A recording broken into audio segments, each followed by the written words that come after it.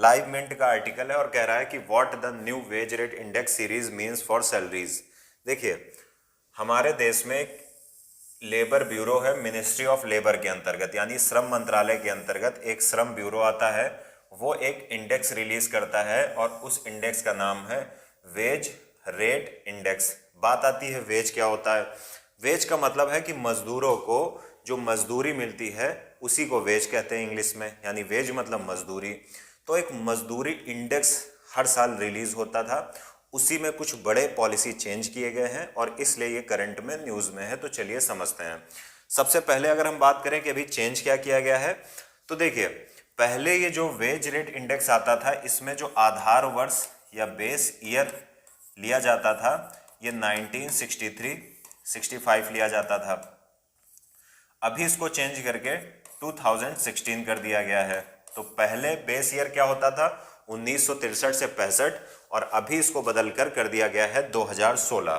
तो सबसे पहले हम ये समझ लेते हैं कि ये इंडेक्स है क्या, फिर हम मतलब एकदम क्रमागत रूप से समझेंगे कि बेस ईयर क्या होता है बाकी चीज़ों को। सबसे पहले हम ये देख लेते हैं कि वेज रेट इंडेक्स क्या है। सबसे पहले तो सबसे पहली बात यह है, एक निश्चित समय में जो वेज रेट्स में परिवर्तन होता है उसी को नापता है वेज रेट इंडेक्स। नहीं समझ में आया होगा मुझे पता है। एक निश्चित समय में जो मजदूरों को मजदूरी मिलती है अगर उसमें कुछ बढ़ोतरी हुई है या उसमें कुछ कमी हुई है तो उसी को नापता है कौन, वेज रेट इंडेक्स। पहली चीज। अब बात आती है आधार वर्ष क्या होता है। जब भी हम इकोनॉमी से रिलेटेड या अर्थव्यवस्था से रिलेटेड कोई गणना करते हैं, कैलकुलेशन करते हैं, तो वहां पर हमारे पास बेस ईयर या आधार वर्ष होना जरूरी है। जैसे एग्जांपल समझिए, अगर मैं कहूं कि आपकी आय पहले से बढ़ी है या कम हुई है, तो आप कहोगे कब की बात कर रहे हो, कब से, आपको एक वर्ष चाहिए। जैसे मैं कह रहा हूं कि 2021 में आपकी आय बढ़ी है या कम हुई है, कितनी बढ़ी है, कितने परसेंट बढ़ी है। तो कितने परसेंट बढ़ी है इसको बताने के लिए अगर आपके पास बेस ईयर नहीं होगा तो आप नहीं बता पाओगे परसेंट। यानी अगर आपको कोई बेस ईयर दे दे कि 2015 से कितनी बढ़ी है तो आप फटाक से बता दोगे कैलकुलेट करके।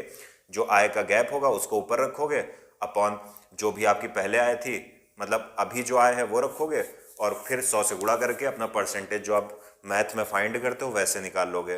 तो बेस ईयर इकोनॉमिक कैलकुलेशन के लिए ज़रूरी होता है। तो भारत में जो अभी मजदूरी नापी जाती थी कि कितनी बढ़ी है, ये बेसिकली बहुत पुराना हो गया था। 1963 या 65 के आंकड़ों के आधार पर नापी जाती थी।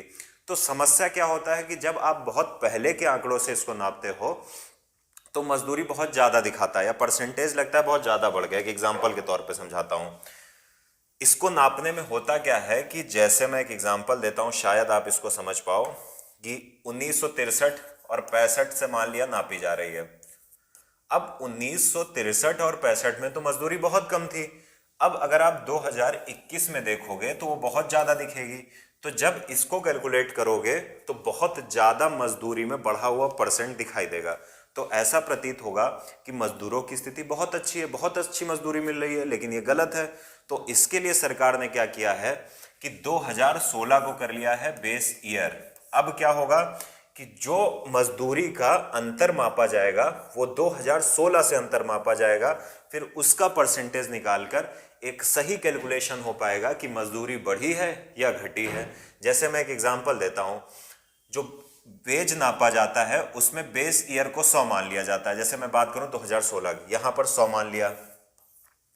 अब अगर हम 2021 की बात करें तो वेज हो गई 120, तो अंतर कितना आया 20। तो इस तरह से आपको पता है कि कितने परसेंट मजदूरी बढ़ गई, 20%। कब से, बेस ईयर या आधार वर्ष से। तो आर्थिक गणनाओं को करने के लिए जरूरी है कि हमारे पास एक बेस ईयर या आधार वर्ष हो, उसी को हम आधार मानकर कैलकुलेशन करते हैं। तो उम्मीद है ये बेस ईयर आप समझ में आ गए होंगे। अब ये बात आती है कि इसको हर साल रिलीज कौन करता था, तो मिनिस्ट्री ऑफ लेबर या श्रम और रोजगार मंत्रालय के अंतर्गत, ministry of labour and employment के अंतर्गत एक लेबर ब्यूरो या श्रम ब्यूरो है, वही इसको हर साल रिलीज करता था। तो इस बात को याद रखिएगा कि हर साल रिलीज करता था। मिनिस्ट्री ऑफ लेबर के अंतर्गत लेबर ब्यूरो या श्रम ब्यूरो आता है, वही इसको रिलीज करता था। अब अगर हम बात करें कि ये किस पर आधारित होता है, तो हमको पता है कि इंटरनेशनल लेबर ऑर्गेनाइजेशन है, जिसको हम आईएलओ बोलते हैं, इंटरनेशनल लेबर ऑर्गेनाइजेशन, यानी अंतर्राष्ट्रीय श्रम संगठन प्लस नेशनल स्टैटिस्टिकल कमीशन है। इन दोनों की जो अनुशंसाएं होती हैं, सिफारिशें होती हैं, इन दोनों के जो पैमाने होते हैं, उन्हीं पर आधारित है भारत का जो ये वेज रेट इंडेक्स आता है, पहली चीज है। अब बात ये आती है कि अभी बेसिकली चेंज क्या किया गया है इसमें, तो इसमें कई चीजें चेंज की गई हैं, बदली गई हैं। जैसे अगर मैं सबसे पहला चेंज देखूं तो अभी ये न्यूज़ में क्या है, क्योंकि इसमें कुछ बड़े चेंज किए गए। पहला चेंज, पहले इसको साल में केवल एक बार रिलीज किया जाता था, जो भी परिवर्तन होता था उसको साल में एक बार मापा जाता था। अब ट्वाइस अ ईयर कर दिया गया है, यानी जो भी वेजेस में परिवर्तन हुआ है उसको साल में 2 बार नापेंगे, यानी जनवरी में प्लस जुलाई में। तो याद रखिएगा, पहला सबसे बड़ा परिवर्तन कि पहले ये जो वेज रेट इंडेक्स आता था, मजदूरी दर जो इंडेक्स आता था, ये साल में केवल एक बार प्रकाशित होता था। साथ ही साथ अब आप देखोगे 2 बार प्रकाशित होगा। दूसरी बात, सबसे बड़ा चेंज कि अभी इसकी कवरेज को या इसके विस्तार और इसको विस्तारित कर दिया गया है। मतलब पहले इसमें कहा जाता है कि केवल ऑक्यूपेशन या इंडस्ट्रीज की संख्या मात्र 16 होती थी, अभी इसको 37 कर दिया गया है, यानी लगभग 21 नई इंडस्ट्रीज को इसमें शामिल किया गया है, ताकि ज़्यादा से ज़्यादा इंडस्ट्रीज का अगर हम देखें तो उनका हमको पता चल सके कि उन इंडस्ट्रीज में वेज बढ़ रही है या कम हो रही है या कांस्टेंट है। तो पहले मात्र 16 इंडस्ट्रीज की जो मजदूरी में परिवर्तन होता था, यानी वो इंडस्ट्रीज जो मजदूरी देती थी लेबर्स को, उसमें परिवर्तन को नापा जाता था। अब ऑक्यूपेशन या इंडस्ट्रीज की संख्या को बढ़ाकर 37 कर दिया गया है, जिसमें 21 नए आपको इंडस्ट्रीज दिखेंगी। साथ ही साथ अगर हम एक चीज देखें कि कुछ मैन्युफैक्चरिंग सेक्टर की इंडस्ट्रीज को इसमें ऐड किया गया है, जिसमें पेट्रोलियम, टेक्सटाइल और फुटवियर शामिल है, जिसे हम पीटीएफ भी बोल सकते हैं।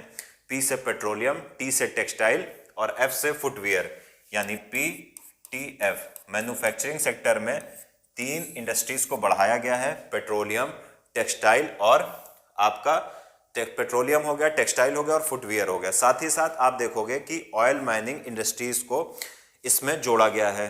पहले आपको पता होगा, अगर ऑयल माइनिंग इंडस्ट्रीज की हम बात करें तो इसके अंतर्गत केवल मीका माइनिंग इंडस्ट्री होती थी, माइका माइनिंग, जिसे आप अभ्रक बोलते हो। अब उसको चेंज करके यहाँ पर कुछ बेसिक परिवर्तन किए गए हैं। जैसे इसमें पहले जो एक वर्ड लिखा होता था माइका माइनिंग इंडस्ट्री, यानी जो लोग अभ्रक के खनन में लगे हुए हैं उनकी मजदूरी बढ़ी या नहीं बढ़ी ये नापता था। अब इसको एक बड़ा टर्म दे दिया गया है, ऑयल माइनिंग इंडस्ट्री। साथ ही साथ इसमें आप देखोगे कि 3 इसके पार्ट हैं, जिसमें हम सबसे पहले कोल को यानी कोयले को मापेंगे कि कोयले के खनन जो लोग कर रहे हैं उनकी मजदूरी बढ़ी या नहीं बढ़ी। फिर आप देखोगे ऑयल को नापेंगे, यानी कोयला हो गया, ऑयल हो गया या फिर मेटल हो गया, तो इसको हम लिख सकते हैं मॉक, यानी मेटल, ऑयल और कोल। तो यहाँ पर पहले केवल तक क्या था, माइका या अभ्रक की माइनिंग से रिलेटेड आंकड़े आते थे, अब उसमें कुछ परिवर्तन कर दिया गया है। इसी तरह अगर हम बागवानी में देखें, प्लांटेशन में देखें, तो वहाँ पर 3 नई चीज़ों को ऐड किया गया है। बागवानी कृषि आपने सुनी होगी, वहाँ पर टीसीआर को ऐड किया गया है, यानी टी, कॉफ़ी और रबर को। यानी बागवानी में टी, कॉफ़ी और रबर को इस इंडेक्स में ऐड किया गया है, यानी अब जो लोग चाय क्षेत्र में उत्पादन से संबंधित होंगे, कॉफ़ी में, रबर में सम्मिलित होंगे, उनकी मजदूरी दर में मतलब बढ़ोतरी हुई है या कमी हुई है, उसको भी इसमें शामिल किया जाएगा। फिर अब थोड़ी सी बात ये कर लेते हैं कि जो वेज रेट इंडेक्स था 2020 में इसको प्रकाशित, जो 2020 का इंडेक्स था उसको प्रकाशित किया गया था। तो वहाँ पर एक चीज़ हमने देखी थी, वहाँ पर देखा क्या था कि भारत में किस सेक्टर में सबसे ज़्यादा वेज रेट में वृद्धि हो रही है, प्लस किस सेक्टर में वेज रेट में वृद्धि न्यूनतम है, यानी कौन से ऐसे क्षेत्र हैं जहां पर मजदूरी दर सबसे तेजी से बढ़ रही है और कौन से ऐसे क्षेत्र हैं जहां पर मजदूरी दर बहुत तेजी से नहीं बढ़ रही है। तो सबसे पहले अगर हम बात करें तो हमको पता है कि ड्रग एंड मेडिसिन, यानी कोविड के दौरान आप देखोगे तो ड्रग और मेडिसिन इंडस्ट्री काफ़ी तेज़ी से बढ़ रही है। तो वहाँ पर क्या हुआ है कि जो वहाँ के लेबर्स को जो भी मजदूरी मिलती है वो भी तेज़ी से बढ़ रही है, प्लस शुगर यानी चीनी उद्योग में भी मजदूरी तेज़ी से बढ़ रही है, प्लस मोटर वाहन क्षेत्र में आप देखोगे तो वहाँ पर भी मजदूरी तीव्र गति से बढ़ रही है। तो सबसे ज़्यादा ड्रग एंड मेडिसिन, फिर शुगर, फिर मोटर। अब अगर हम देखें कि न्यूनतम मजदूरी कहाँ पर है या बहुत कम दर से लो, जिसको हम लो बोल सकते हैं, वेज रेट कहाँ पर है, तो लो वेज रेट की बात करें तो सबसे कम है रबर में, यानी जो रबर का उत्पादन होता है, रबर इंडस्ट्री है वहाँ पर, प्लस दूसरे नंबर पर सबसे कम है आपके पेपर में, यानी पेपर इंडस्ट्री जो है वहाँ पर दूसरे नंबर पर सबसे कम वेज रेट में बढ़ोतरी देखने को